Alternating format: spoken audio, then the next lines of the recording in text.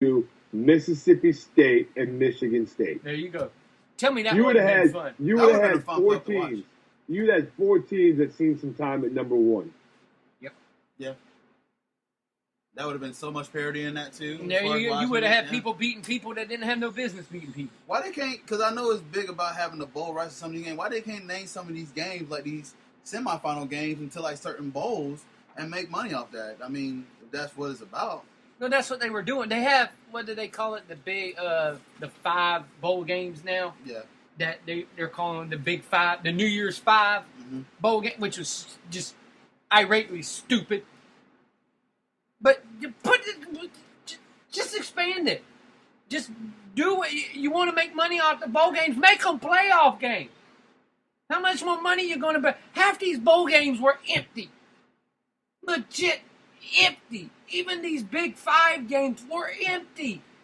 People didn't want to go to them because why? Those games mean absolutely nothing. The only games that meant anything were the other 2 games to get into the national championship. That was it. That was the only games that mattered. None of these other games matter. The only thing that they did was give you some momentum into the offseason and let some people go, hey, we should have been there. Well, it's not your fault that you shouldn't have, or that you're not there. It's the fault of the people that were doing this stupid system. That's the reason that they're not there. Yeah. But these games were empty. People did not show up to these bowl games. Because why? No one cares. Now that you made this system, the bowl games are going to hurt more because no one cares about going and seeing their team that had national championship aspirations in the Weed Eater Bowl. No one cares. No one will care. So the bowl games are going to hurt more now than they did in the past based on this system. Let me paraphrase something for you. Arkansas and Texas played the Advocare Bowl in Texas, okay? We all know how crazy Texas football is, right? That game was not sold out. Exactly. Exactly. These bowl games hurt more because no one's going to care about them unless they're in the playoff game. It's the only way. I really think you should eliminate bowl games altogether that are playoff related. There's no sense in watching. I mean, no one's ever. I am 30 years old and I have never sat down on Christmas Eve and said, I want to watch the Hawaii Bowl. Nobody in Hawaii wants to watch the Hawaii Bowl. Have you seen how many people are at that game? No, Hawaii knows what football is. It's like enough for the bowl They don't game. care. Everybody does not need a bowl game. You know what? You're sick. That is the everybody gets a trophy mentality of college sports right there. You get a trophy just for participating. Mm-hmm. But it's going to end up hurting more than it helps. They need to expand it. They need to expand the amount of bowls that they can put these games in. That way, every so often, each one of these bowls, each one of the bigger tier bowls in a bigger city. Not saying that Birmingham needs a playoff game because they don't have a facility to hold a playoff game. But some of these bigger bowls that have these nicer stadiums, Charlotte, Jacksonville, Tampa. How about the Cotton Bowl? Yeah, Cotton Bowl. Well, the Cotton Bowl's held in. They put the Cotton Bowl now in Jerry World. So, But that's the point. Put it in there. It don't need to be the Orange Bowl, Fiesta Bowl, exactly. The Sugar Bowl, or the Rose Bowl. Add the Gator Bowl. Add Tampa, Charlotte. Some of these nicer stadiums that are actually really good stadiums. Hey, put I these don't know games the there. Liberty Bowl in Memphis. Yeah. Put it in different. I agree with you completely. Put it in different places. Yep. Give these other places chances to hold these playoff games and make them mean something again. Yep. Now bowl games mean absolutely nothing, especially since this playoff started. They mean nothing. Really, they mean absolutely diddly poop. Who cares? I don't even want to watch a bowl game unless it's my team playing in one of these big ones. Valid point, guys. All right, so They should let us start running. Let the fans start running shit, and then you'll see different stuff come up. well, certain fans, you see how the disaster of the voting for like Pro Bowl and NBA All Star. Oh, well, them people are idiots. Some fans. Injured What people are did I making... miss? Nah, we was talking about, Kevin said we should let the fans run. I was like, well, I don't know. I said, then you know about the voting for like the Pro Bowl and the NBA All Star. No, not random shit fans. Oh yeah, I was gonna say, how did Devontae David not get selected to the Pro Bowl or to the All Pro team? I don't know. You're going to hear me really go off when Mike Evans gets screwed for Rookie of the Year here in about a week or so. He's going to get screwed for it because you already seen who made the Pro Bowl. Yeah, Odell Beckham. Yeah, Odell Beckham got sent instead of Calvin Johnson because Calvin Johnson got injured, so they sent him instead. Huh. All right, well let's shift back and talk about. I just wanted to get y'all thoughts on the college football, and because everybody make this quote here, I just want to get y'all opinions on that. So let's talk about. Shut up, Urban. Let's talk about the keys to the game in y'all opinion. Let's talk about their quarterbacks that you got here. First, let's attack Mariota. Good God. 40 starts, 10,463 yards. He was responsible for 132 touchdowns. You said that right this time. I did say it right That's this how time. much you'll... Cardell Jones, 2 starts, 621 yards, and responsible for 7 touchdowns. Well, Cardell Jones has a better winning percentage over his career than Marcus Mariota, Yeah, so I think we should put that in there. Oh, yeah. Perspective. We can put that in perspective. So Over 40 starts, and Marcus Mariota has lost, 3 games? I'll tell you who's got more pressure on him. It's Mariota, of course.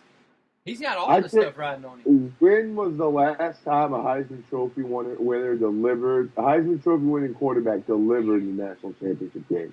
And by Heisman Trophy winning quarterback, I mean they won it the same year they were playing for it. Last year, Jameis Winston. Before that, though. Cam Newton. And then Vince Young. And then Cam Newton. But there's always been that pressure put on him. Vince Young.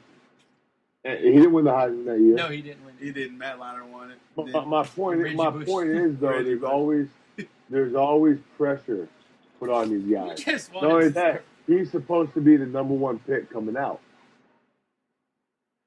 In all reality, Cardell Jones has nothing to lose. Nope. They're going to let Mariota has everything to lose.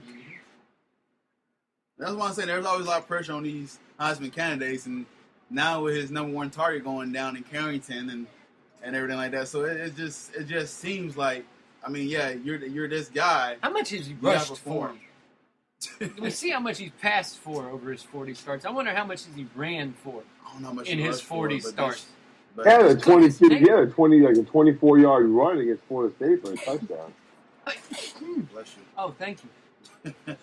All right, let's You're already comparing him to Colin Kaepernick in the pros. Yeah, so over his career, he's ran for 2,198 yards. 29 touchdowns.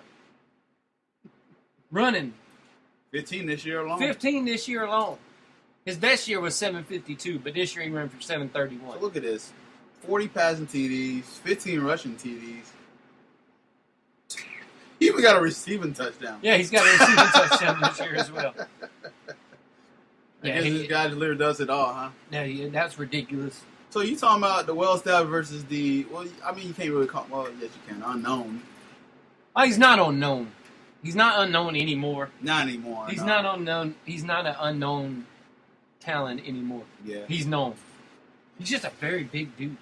All right. Very big. Yeah. They said he came into college at 270 pounds. Who, Cardell Jones? Yes. He came into college at 270 pounds. Now he's down to like 235. And he's 10% body fat. Oh, yeah, he's definitely a stocky. He's a monster. He's huge.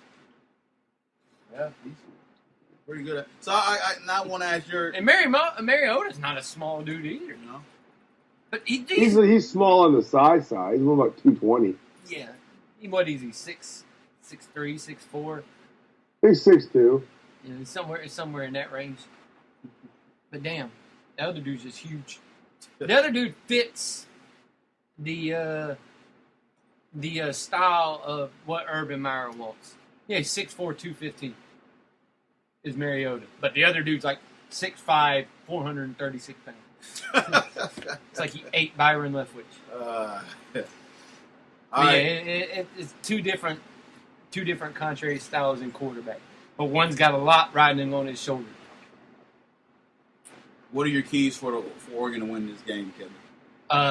Some of your keys that get turnovers like you did against Florida State.